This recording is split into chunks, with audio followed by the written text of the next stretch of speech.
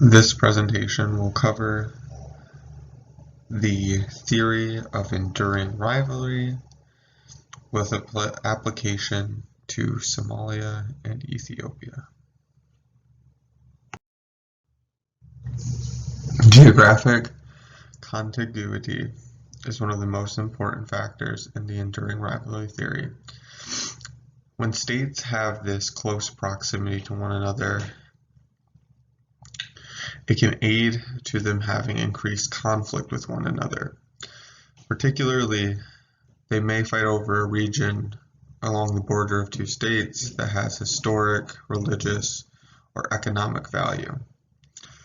When examining Somalia and Ethiopia, there exists the Ogaden region, which has been a region they have had conflict over for some time. This region has been the cause of wars, as the Ogaden War in 1977 or the Ethiopia-Somalian Wars. The reason this area plays such an important factor in their conflict is because the British, who owned the Ethiopian continent under a colony, decided to give way the Ogaden region to Ethiopia, which caused conflict between Ethiopia and Somalia.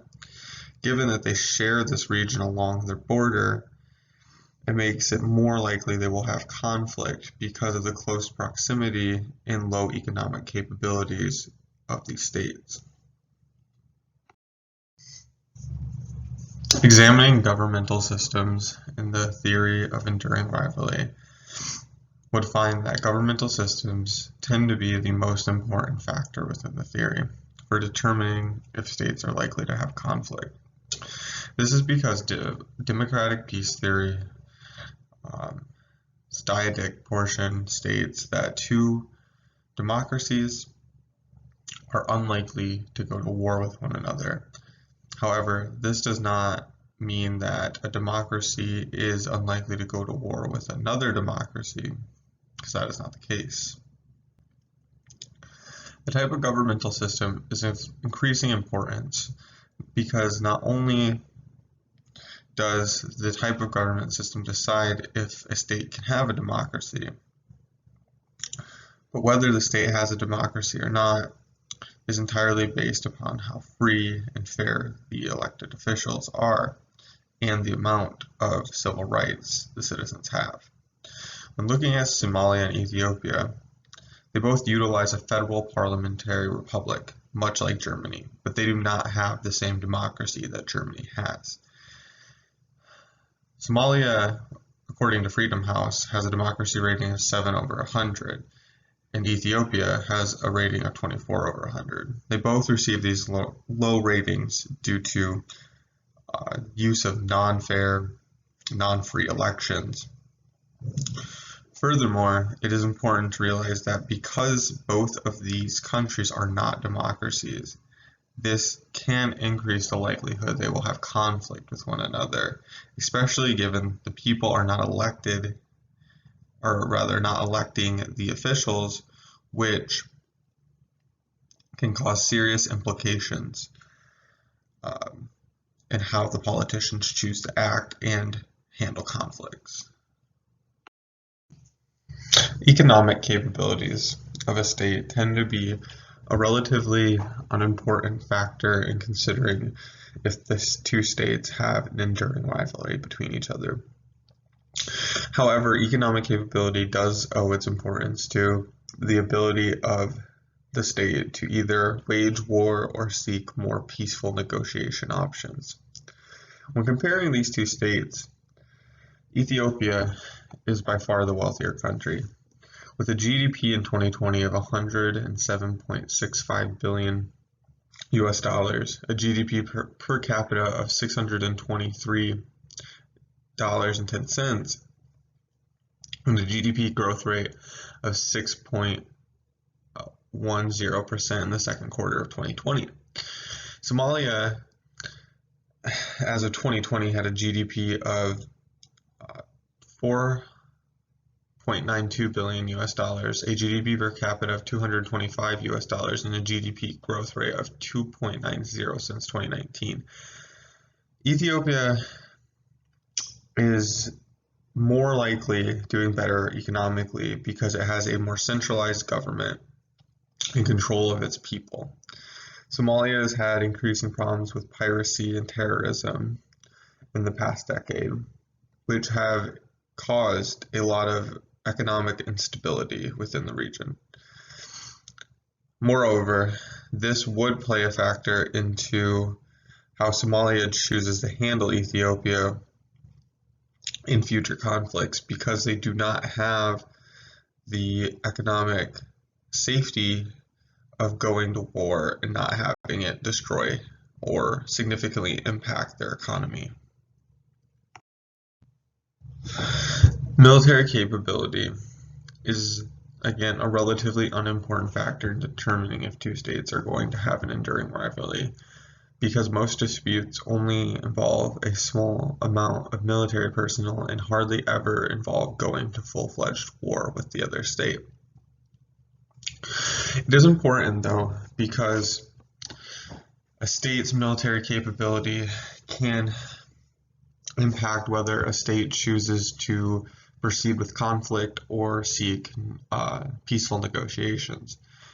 When examining these two states, Ethiopia is estimated to spend 0.7% of its GDP in 2019 on military spending, with approximately 140,000 active duty troops, including about 3,000 Air Force personnel. And this new establishment, Navy, as of 2020, seems to be the more military capable state. But the reason that Somalia may have less military capability could be because of its decentralized government and a variety of its troops consisting in these militias or tribal type establishments. So, although Ethiopia does have 10,000 to 25,000 troops, they have a very inconsistent number being reported because they are not able to actually integrate all the militias across the state. This lack of military control can definitely cause some conflict within Somalia and aid to them not being able to defend themselves against Ethiopia. Nuclear weapons is an important factor within the enduring rivalry theory. Examining a state's nuclear weapons can be important because if two states possess nuclear weapons, they're more likely to have conflict or go to war with one another than to go to war or have conflict with a state who does not possess nuclear weapons. Neither Ethiopia or Somalia are thought to possess nuclear weapon programs or capabilities at this time. It is important to note that even if two countries do have nuclear weapons and have an enduring rivalry, this does not mean they would have nuclear war or war with one another. The example being India and Pakistan, who both possess nuclear weapons but have not gone to war in a number of years and have not used those nuclear weapons in a war with each other ever. Lastly, the factor to consider for enduring rivalry is history of conflicts. In two contiguous states, a history of conflicts can be a large contributing factor to the likelihood of an enduring rivalry.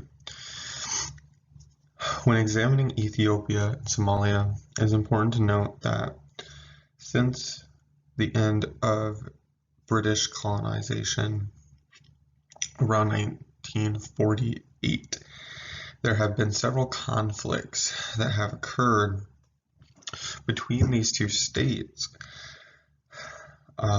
Most notably, there has been the border war in 1946, the Ogaden War from 1977 to 1978, the 1982 August border clash, and then In 1998 to 2000, there were numerous border conflicts. In 2006 to 2009, Ethiopia actually invaded parts of Somalia on the border. These conflicts have been ongoing since 1948 and have been primarily over the Ogaden region, which lies between Somalia and Ethiopia. It is a historically and religiously important region to both of these states and has been the source of much conflict. The fact that these two states have a history of conflict definitely plays a part in their ongoing, enduring rivalry between each other. Overall, I think there exists a relationship of enduring rivalry between Somalia and Ethiopia. These two states have geographic contiguity, lack of democratic systems of government, and a serious history of conflict. These states do differ, with Ethiopia having a larger GDP and more centralized military, which offers a greater ability to engage in conflict with Somalia instead of peaceful negotiations. Moreover, the continued conflict around the Ogaden region and political instability within Somalia most likely will cause further conflict within this region.